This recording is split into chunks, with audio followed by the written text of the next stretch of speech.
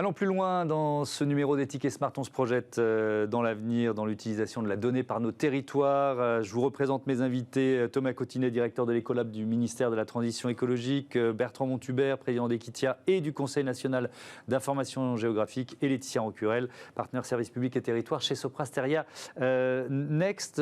Est-ce qu'il y a une petite question, Laetitia Rancurel, est-ce qu'en termes de maîtrise technologique, il y a encore des enjeux où, bon, grosso modo, c'est réglé, on est bien, on est au niveau?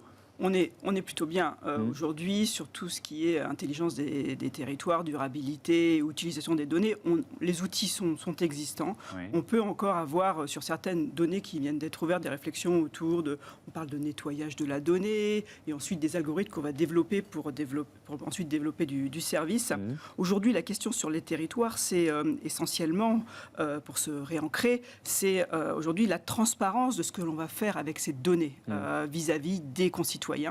Ça, c'est le premier axe. Et le deuxième axe qu'il faut souligner, c'est aussi ne pas oublier que lorsqu'on développe des services pour mieux vivre un territoire, une meilleure qualité de vie, ce ne sont pas que des services numériques, puisqu'on a quand même 13 millions de Français aujourd'hui éloignés du numérique. Donc la question aujourd'hui, quand on développe un service sur un territoire, sur un service public, la question est toujours de l'accessibilité. Donc d'un côté l'algorithmie et la transparence des données qu'on utilise, et de l'autre côté l'accessibilité par l'ensemble des citoyens d'un territoire à ces nouveaux services numériques. Ça rejoint la notion d'open data. On en a déjà parlé plusieurs fois dans cette émission, Thomas Cotinet. Est-ce que, je parlais de l'état de l'art en quelque sorte, est-ce que la France est en avance en matière d'open data ou l'a été? Est-ce qu'il y a une notion un peu de pays pionnier dans cette démarche? La France est très bien placée, donc elle est dans le podium au niveau européen, c'est historique. Et puis si on fait un focus sur la transition écologique, un sujet qui m'est cher, c'est historique, parce que dans le domaine de l'environnement,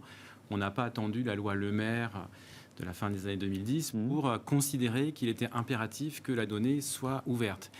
Ceci dit, donc cette donnée, elle est ouverte, mais est-elle repérable? Est-elle accessible? Sait-on qu'elle existe? Et donc là, on est en train de franchir ce nouveau palier. Donc on continue de produire l'effort sur l'open data. On va avoir toujours plus de données ouvertes. Mais on produit un nouvel effort qui est de créer un partage effectif, réel de cette donnée, ce qui implique d'y avoir accès et de savoir qu'elle existe. Ce que je disais en tout début, c'est-à-dire il y a encore pas mal de données sous-exploitées, un peu pas repérées, c'est ce que vous nous dites, un peu éparpillées et pas forcément repérées. Mais par qui? Qui sont les acteurs qui pourraient les utiliser et qui ne les utilisent pas aujourd'hui? Alors les acteurs qui pourraient les utiliser, ce sont les territoires, pour la gestion du territoire, ce sont les chercheurs, les chefs d'entreprise, les journalistes, les citoyens, ça concerne tout le monde. Et oui, effectivement, on est assis sur un trésor qui parfois qui dort, c'est une belle endormie. Et il faut, là, pour le coup, développer, techniquement parlant, de nouveaux outils qui permettent d'accéder à ces données. Par exemple, ce qu'on appelle les métadonnées, qui sont des sortes de cartes d'identité, des fiches d'identité des bases de données. Donc il faut les créer, il faut qu'elles soient standards, de qualité, et puis il faut utiliser des outils ergonomiques, bien faits, faciles d'accès, pour que l'ensemble des protagonistes aient effectivement accès à ce catalogue. Ce qu'il faut avoir en tête, c'est qu'on a énormément de données. Il y en a encore besoin de beaucoup plus, évidemment. Mais déjà, si on arrivait à correctement utiliser toutes les données qu'on a, on ferait déjà des bons en avant. Effectivement, vous avez posé la question, pourquoi est-ce qu'on ne les utilise pas plus? Souvent, on ne les utilise pas plus parce qu'il n'y a pas forcément les cadres qui permettent de faire le partage de données. Les cadres réglementaires? Les cadres, pas seulement. Pas seulement. Pas seulement. Quand nous disons qu'à Equitia, nous voulons créer un cadre de confiance, c'est qu'il faut que les différents acteurs d'un traitement de données, qui sont à la fois ceux qui ont les données, ceux qui vont les utiliser, les citoyens qui vont peut-être être concernés par le traitement de données, que tout soit en confiance sur, la légitimité à opérer un traitement sur ces données-là, 2, la conformité réglementaire, 3, la conformité à un cadre éthique. Il faut avoir une grille d'analyse. C'est pour ça que nous avons créé cette charte éthique, c'est pour ça que nous avons créé le label Equitia pour la donnée. Si on n'a pas tout ça, on a en permanence des gens qui se disent « Écoutez, vous nous proposez de faire telle opération, ça peut être pour des questions de mobilité, ça peut être pour des questions de transition énergétique.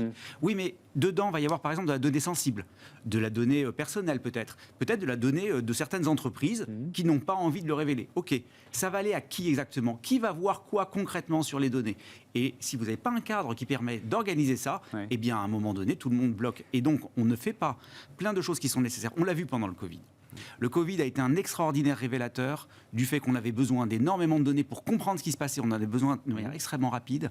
Et ces données, la plupart du temps, on n'arrivait pas à y accéder alors même qu'on les avait. Ça veut dire qu'on a vraiment beaucoup de travail. Il faut le faire rapidement pour être en capacité de dire... Par exemple, est-ce que effectivement les inégalités sociales ont un impact par rapport au Covid, le fait d'être plus touché, on le sait empiriquement. À un moment donné, il faut le prouver. Il faut pouvoir mettre des politiques publiques. Il faut pouvoir toucher les gens qui sont concernés. Pour ça, il faut de la data. Mais il faut évidemment un cadre éthique. C'est ce que nous avons fait. Nous avons accompagné d'ailleurs des entreprises et des chercheurs pour pouvoir mettre en place un cadre éthique, pour pouvoir faire des cartographies, par exemple, de la vulnérabilité vis-à-vis du Covid. Et d'ailleurs, ça rejoint la notion de souveraineté numérique, Laetitia Rancurel. Pourquoi le territoire, c'est peut-être le bon échelon de la souveraineté numérique ? Le territoire, c'est le bon échelon parce qu'il y a cette proximité avec les citoyens.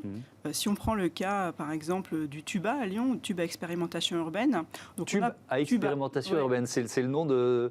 Alors, c'est quoi le TUBA ? Alors, c'est un tiers-lieu qui a été créé justement pour impliquer les citoyens dans cette innovation territoriale autour de leurs propres données, autour de nouveaux services de mobilité, de consommation et autres. Donc au-delà d'être un dispositif de projet de différentes natures d'acteurs, publics, privés, chercheurs, start-up, j'en oublie certainement, associations aussi. L'idée, c'est de rendre ce dispositif ouvert et de donner à montrer, de donner le débat aussi sur ce sujet de l'exploitation des données, des services à développer, pour aussi, quelque part, avoir un bon niveau de quel est l'attendu en fait des citoyens sur le territoire, donc aussi avoir cette approche où chacun peut s'exprimer, chacun peut exprimer sa problématique, et on va aller chercher la donnée correspondante pour résoudre le problème d'un groupe de citoyens. Ça peut être sur l'agriculture urbaine, ça peut être sur la gestion des déchets, sur le compost urbain, etc. Et on va aller regarder la donnée disponible et comment on peut utiliser cette donnée pour optimiser l'action d'un groupe de citoyens, par exemple. Je voudrais qu'on parle, Thomas Cotinet, ça file trop vite, il nous reste un peu moins de 3 minutes, d'intelligence artificielle, parce que là aussi, on est au cœur de notre thématique territoriale, parce qu'il y a ce que vous appelez les démonstrateurs territoriaux. De quoi s'agit-il ? Donc c'est le pari que l'intelligence artificielle peut servir à améliorer la gestion des territoires, qu'ils soient urbains ou ruraux. Donc on parle de mobilité, on parle d'éclairage, d'assainissement, de gestion également des flux de déchets, mais également de la restauration scolaire qui a été évoquée tout à l'heure. Dans tous ces domaines, une intelligence artificielle frugale, donc respectueuse de l'environnement, peut aider à être plus efficace, à avoir plus d'impact écologique, mais aussi parfois être plus social, plus équitable, en prenant mieux en compte les différents types de population. Donc dans le cadre de France 2030, qui est un très grand programme à 54 milliards d'euros, il y a une stratégie d'accélération dédiée à l'intelligence artificielle. Il y a également une stratégie d'accélération dédiée aux villes et aux bâtiments durables. Et dans ce cadre-là, un dispositif s'appelle Territoire intelligent durable, TID, vous voyez, on est au cœur du sujet. Et au sein de Territoire intelligent durable, nous souhaitons booster le recours à l'intelligence artificielle. Ce n'est pas évident pour les acteurs territoriaux parce que c'est assez risqué. L'intelligence artificielle, elle est encore assez exploratoire.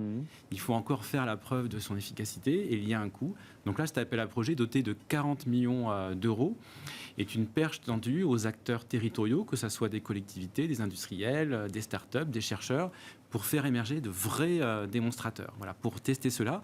Et on retrouve la dimension d'intelligence collective des territoires parce que nous suscitons des coalitions de territoires. On souhaiterait, pour que chaque territoire ne réinvente pas la poudre, voir émerger des consortiums portés par plusieurs territoires qui vont mutualiser un effort dans le fait d'aller recourir effectivement à l'IA pour gérer les différents domaines que j'ai évoqués tout à l'heure. Merci beaucoup, merci à tous d'avoir participé à ce numéro d'Ethic et Smart. C'est passé trop vite, mais c'est toujours bon signe, ça veut dire que c'était passionnant. On se retrouve très vite sur l'antenne de Bismart. Merci à toutes et à tous. Merci.